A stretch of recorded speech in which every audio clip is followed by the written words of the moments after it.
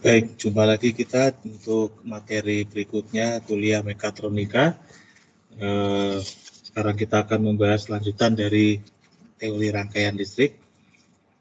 Untuk pertemuan kali ini, kita akan bahas tentang sumber tegangan dan arus independen dan yang dependen.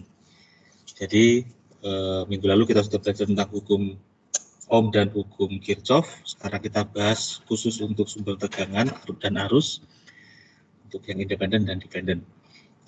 Kita langsung saja masuk ke dalam arsim ya.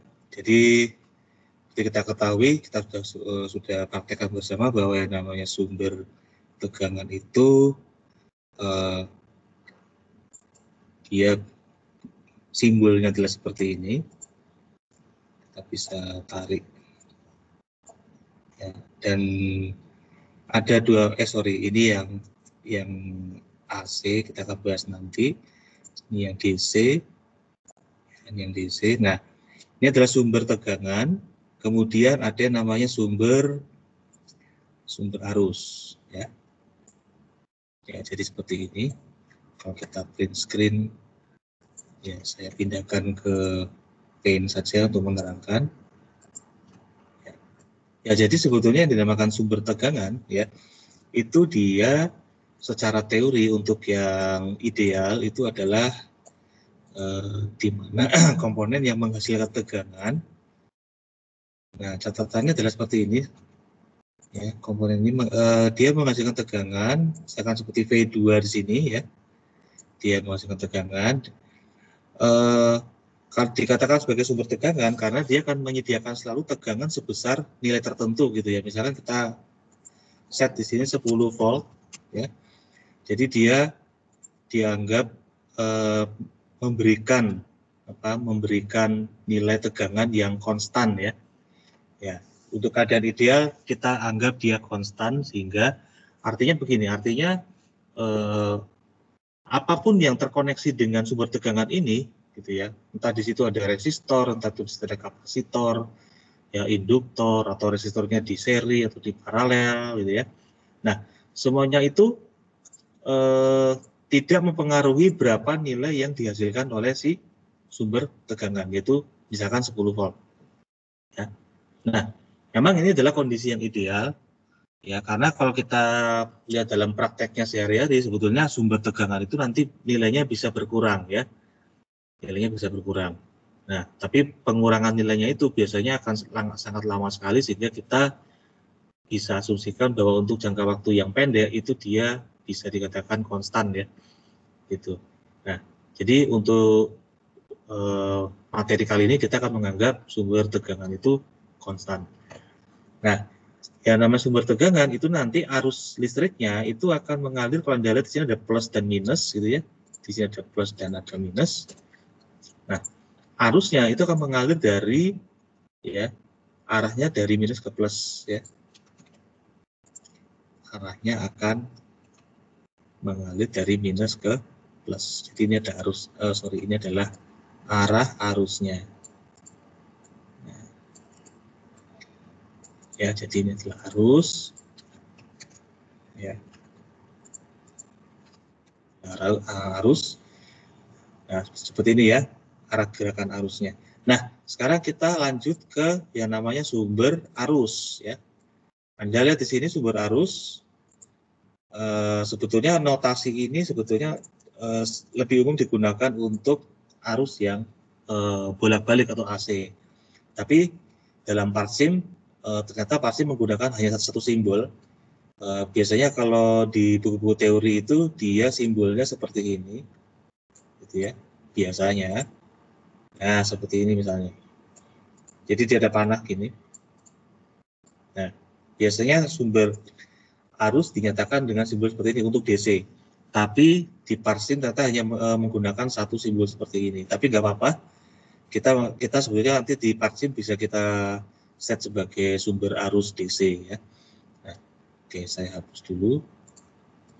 Nah, kemudian Anda lihat di sini. Di sini ada V plus ya dan V minus. Itu. Jadi tegangan di sini tegangan kutub di kaki yang positif ada di sebelah atas, kaki yang negatif ada di sebelah bawah. Ya, jadi potensial listrik di atas lebih besar daripada di bawah. Tetapi beda dengan sumber tegangan di mana arusnya mengalir ya. Jadi sebenarnya asalnya bukan dari bawah ini, tapi sebetulnya asalnya dari plus ini ya. Nanti plus dia berjalan dalam satu loop gitu ya, terus balik lagi ke minus. Sebetulnya begitu untuk arah arusnya. Nah, untuk sumber arus pandangan kita harus berbeda, yaitu bagaimana di sini Anda lihat plusnya, berarti kaki positifnya ada di atas, kaki negatifnya ada di bawah. Nah, kita harus melihatnya sumber arusnya dia bergerak dari kaki yang positif menuju kaki yang negatif. Gitu ya. Yang positif, kaki yang negatif. Nah, beda ya. Jadi kalau di sumber tegangan dia arahnya negatif ke positif, kalau sumber arus, arah arusnya dari V positif ke V negatif. Ya, jadi seperti rangka elemen biasa gitu ya, elemen pasif biasa. Nah, itu kita sebut dengan I. Nah, jadi kalau tadi di sumber tegangan, di sini saya sebut dengan I ya. Kalau tadi di sumber tegangan itu kita katakan sebagai besar tegangannya itu konstan, apapun bentuk rangkaiannya yang terkoneksi dengan sumber tegangan ini, nilainya tetap konstan 10 volt. Kalau di sini, ini misalkan saya katakan sebagai, misalkan ya, arusnya adalah 2 ampere misalnya gitu ya. Nah, kalau di sumber arus, ya, arusnya, dia akan menghasilkan arus, misalkan sebesar 2 ampere, tidak peduli bentuk rangkaian yang terkoneksi dengan si sumber arus ini. Nah, nanti yang akan jadi beda adalah apa? Kalau di sumber tegangan, ya, nanti yang menjadi beda adalah besarnya I, ya, besarnya arus yang keluar dari baterai untuk mensuplai tegangan beban gitu ya. Nah, kalau di sumber arus, ya, nanti yang akan beda adalah apanya? V-nya, ya, tegangannya. Arusnya akan tetap sama, ya kan? Berapapun besarnya atau apapun bentuk dari rangkaian bebannya gitu ya, arusnya akan tetap sama. Nanti yang akan jadi beda adalah tegangannya. Ya, tegangannya bisa plus berapa gitu ya, tergantung bebannya. Tapi arusnya akan tetap sama. Nah, kedua komponen ini kita sebut dengan sumber tegangan dan sumber arus yang independen ya. Jadi dengan adanya konstan ini kita bisa lihat dia independen. Kemudian kita masuk ke dalam langsung saja ke dalam sumber dan tegangan dan arus yang dependen ya. Nah, kalau kita lihat di parsim ya. Nah, ini saya hapus saja. Nah, kita akan fokus kepada sumber arus dan sumber tegangan yang dependen atau tergantung ya.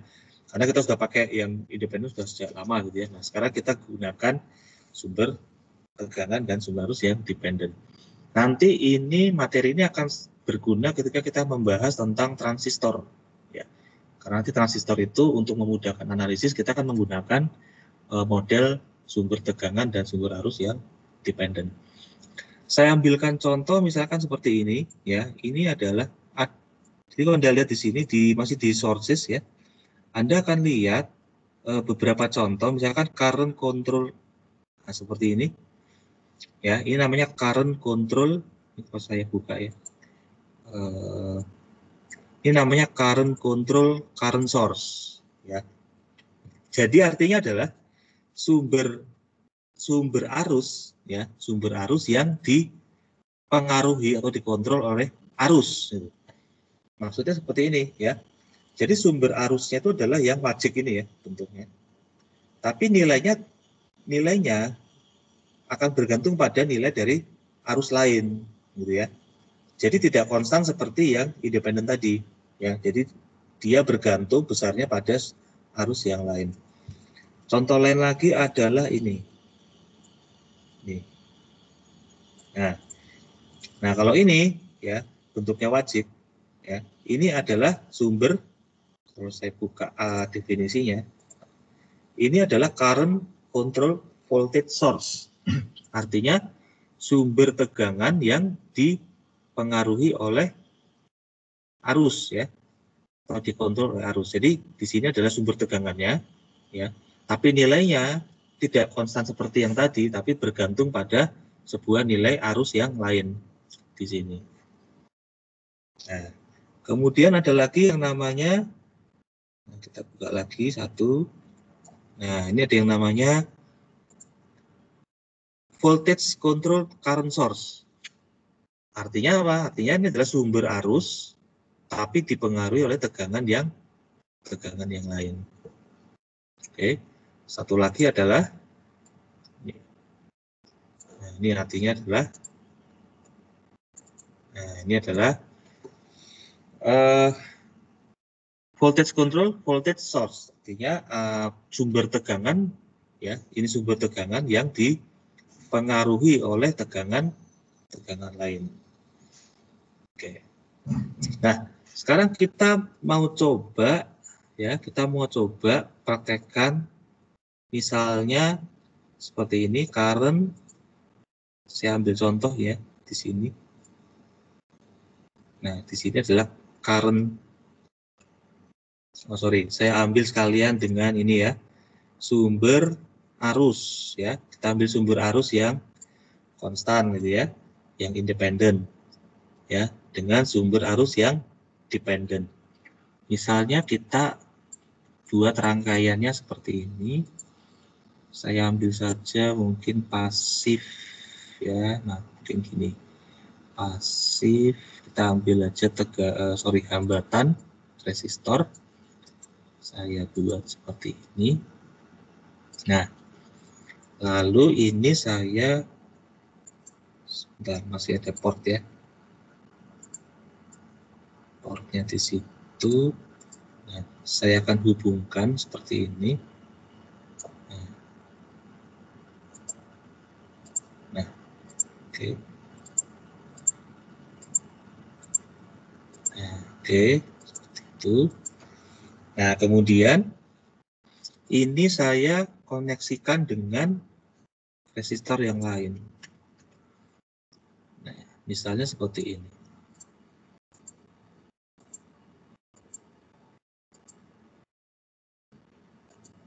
Jadi Anda lihat, kita sekarang punya dua loop, tapi sebetulnya dua loop ini tidak saling terhubung ya. Nah, ini bisa saja saya, karena saya mau samakan dengan ground-nya, mungkin ground-nya saya buat aja baru gitu. Atau kita buat satu ground aja. Atau nggak apa, kita buat baru aja. Atau juga nanti artinya sama. Kita buat seperti ini. Nah, jadi Anda lihat, sekarang arus yang ada di loop ini, ya, arus yang ada di loop yang sebelah kiri, itu dihasilkan oleh arus I4, sumber arus I4.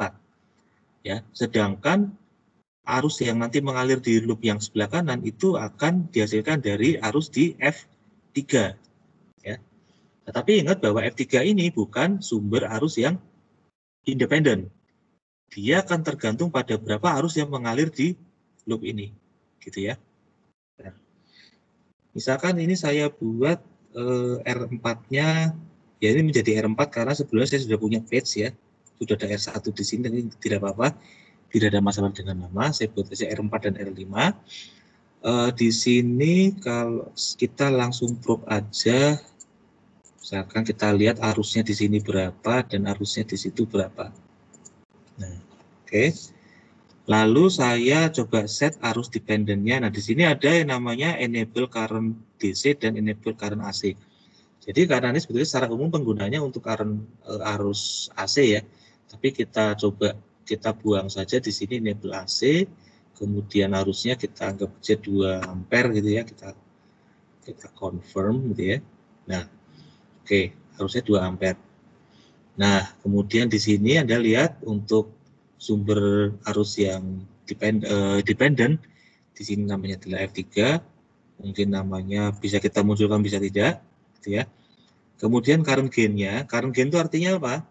Nah, kalau dia yang namanya current control current source ya, itu nanti current gain-nya adalah, kita buat di sini. Jadi untuk current gain, untuk current control, current source gitu ya, itu gainnya adalah besarnya. Ini kalau saya buat seperti ini gitu ya, ini besarnya arus output ya, atau buat arus output dibagi dengan arus input. Nah itu disebut dengan gain pada ini ya, gain pada current control current source, CCCS ya.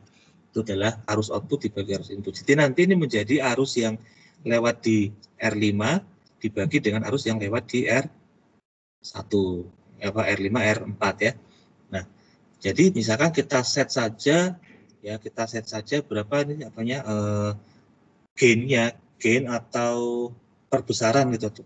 Perbesaran, kalau misalkan angkanya di atas 1 berarti dia perbesaran, kalau dia di bawah 1 berarti pengecilan gitu ya. Kita anggap saja di sini ya, di sini ada pilihan-pilihan 1K dan sebagainya, tapi tidak kita pakai ya KNF itu ya. Kita benar-benar pakai yang namanya numerik ya. Jadi saya katakan misalkan 100 gitu ya. Artinya dia 100 kali. Gitu ya. Jadi dia akan jadi 100 kali. Artinya nanti arus yang berapapun arus yang lewat di sini nanti dia akan dikalikan 100 sehingga arus yang di sebelah kanan ini adalah 100 kali dari arus yang sebelah kiri. Kita lalu simulasikan. Ya, kita gunakan transient response dengan stop time 3 milisecond dan time step-nya 1 mikrosecond. Dan kita run. Nah, kita akan melihat bahwa di sini ada arus yang melewati R4 adalah 2 miliampere, dan untuk yang melewati R5 itu adalah minus 200 ampere ya. Oke, jadi Anda lihat di sini plus ya, berarti apa? Berarti kalau kita balik ke subsirkuit, nah karena di arusnya plus yang melewati ini, Anda lihat bahwa resistor kita memiliki kutub positif di sebelah kanan. Nah, dengan demikian arusnya akan, kalau dia plus, berarti dia arusnya akan mengalir dari kanan ke kiri ya. Dia di loop yang sebelah kiri dia harusnya mengalir berlawanan dengan arah jarum jam.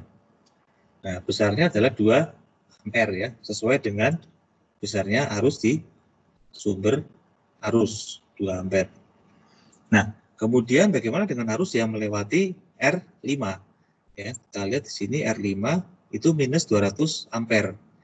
Nah, Anda perhatikan ya, karena arus yang melewati itu adalah 200 atau minus 200 miliampere, itu artinya adalah arus itu datang dari minus di resistor R5 ya. Berarti dia arahnya searah dengan jarum jam. Nah, Anda lihat itu minus dan plus itu bisa kita lihat dari situ ya. Nah, tapi Anda lihat ya, kalau kita melihat di sumber arus yang dependen ini, Anda lihat bahwa arah arusnya di sini adalah ya seperti ini ya. Nah, di sini sebetulnya Anda lihat kalau lihat arah arusnya, Anda lihat arah arusnya itu kan searah ya. Arus yang mempengaruhi dan arus yang output alias atau arus yang input di sebelah kiri dan arus yang output sebelah kanan itu sebetulnya kan harusnya kan arahnya sama ya. Jadi dia di setting sebagai arah arus yang sama, sehingga waktu kita lihat ini besarnya gain 100 ampere per ampere sebenarnya satuannya ya, ampere per ampere ya. Jadi artinya kalau arus yang ke bawah ini dia arus di sebelah kiri dia ke bawah, arus yang kanan juga ke bawah. Atau kalau arus yang kiri itu ke atas, arus kanan itu juga ke atas karena dia gainnya adalah plus gitu ya, 100 ya. Gainnya adalah plus 100. Anda lihat di sini ya, meskipun secara loop dia berlawanan arah ya, tetapi kalau Anda lihat di bagian sumber arus dependen ya, sebetulnya mereka searah ini ya, searah ya. Terus dari bawah ke atas, Nah, sekarang kita coba kalau misalkan current gain-nya, ini saya hapus.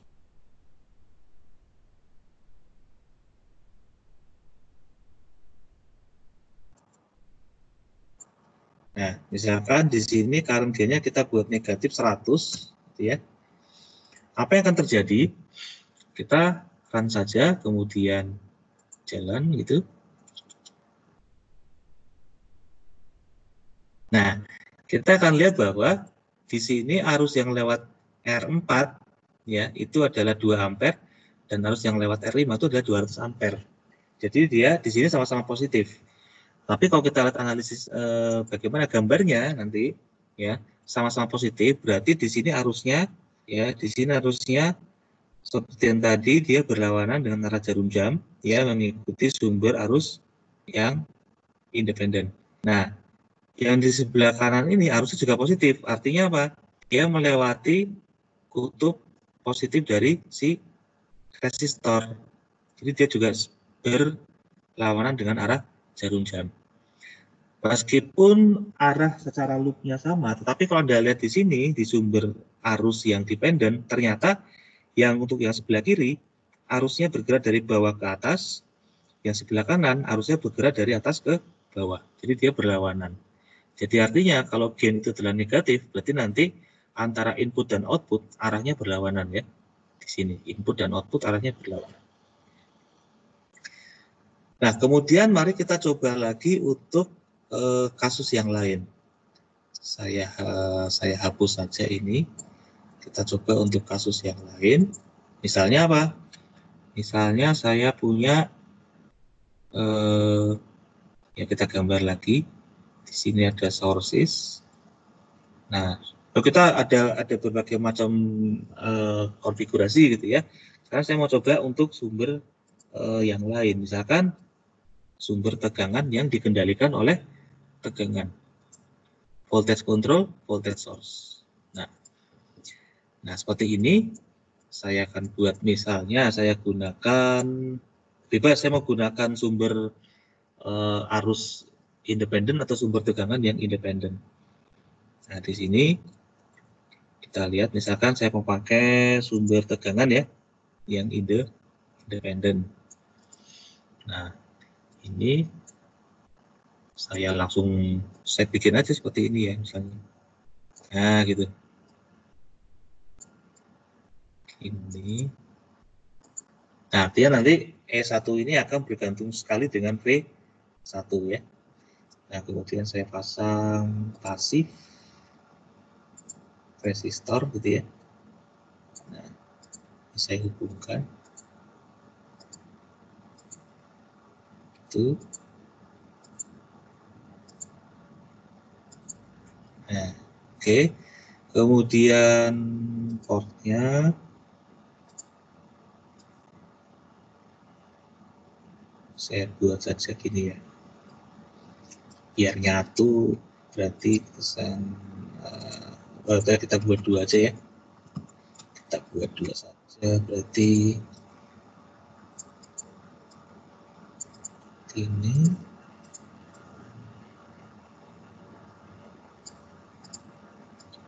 Nah, oke. Sekarang kita akan probe, kita akan lihat besarnya. Saya akan probe tegangan. Oke, kita probe tegangan di sini ya. Dan kita probe tegangan di situ, di atas. Nah, kalau di bawah pasti 0 ya. Kita akan probe yang tegangan di atas. Nah, oh iya, saya ganti namanya biar enak ya. Di sini saya ganti aja dengan V1.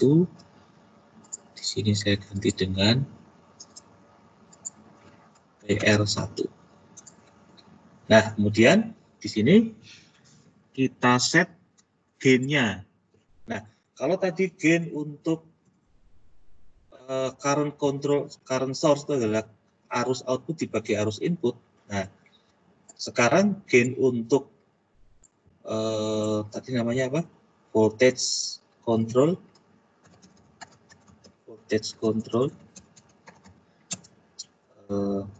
voltage source. Nah, Anda lihat sebetulnya untuk untuk menghafal gain rumus gain untuk sumber yang dependen itu gampang. Anda lihat kalau ada istilahnya voltage control voltage source, berarti dia adalah pertama adalah voltage source. Berarti outputnya adalah sebuah tegangan. Nah, kalau dikatakan voltage control, berarti dia inputnya juga adalah tegangan, sehingga gain-nya itu adalah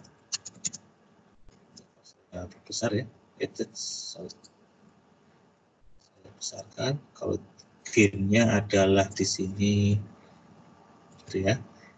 Nah, gain-nya itu adalah outputnya adalah tegangan, berarti tegangan output ya, dibagi dengan tegangan input.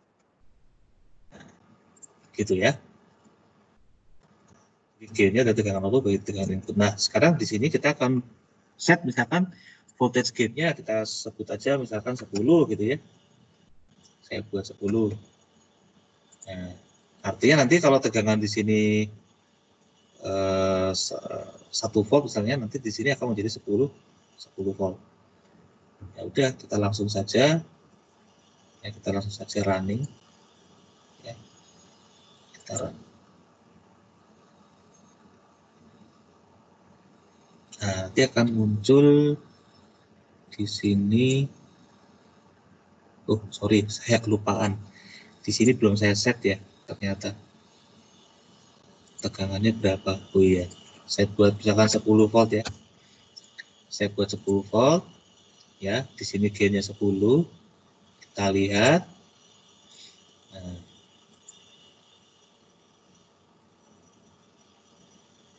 Nah, di sini kita bisa lihat bahwa di sini ada sumber yang melewati VV1 adalah 10 volt. Jelas ya. Clear sekali bahwa dia ada ya. Ini dibuang saja, mengganggu. Ya. Jadi besarnya adalah 10 volt. Nah, kemudian berapa tegangan yang lewat VR1? Dia adalah 100 volt. Di mana ini adalah 10 kali 10 volt ya. Jadi tegangan di sini adalah 100 volt. Nah, itu contohnya. Nah, nanti Anda bisa coba lagi dengan yang lain ya. Anda bisa berkreasi dengan yang lain dan Anda coba ya. Anda setting berapa gain-nya gitu ya. Nanti Anda langsung ukur gitu ya. Nah, nanti biasanya misalkan dalam soal-soal biasanya nanti akan ditanyakan misalkan arus di sini berapa gitu ya.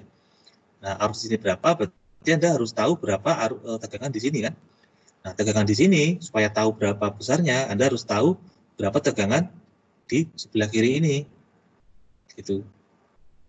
Nah, itu dia. Jadi itu yang nanti Anda harus eksplorasi lagi. Oke.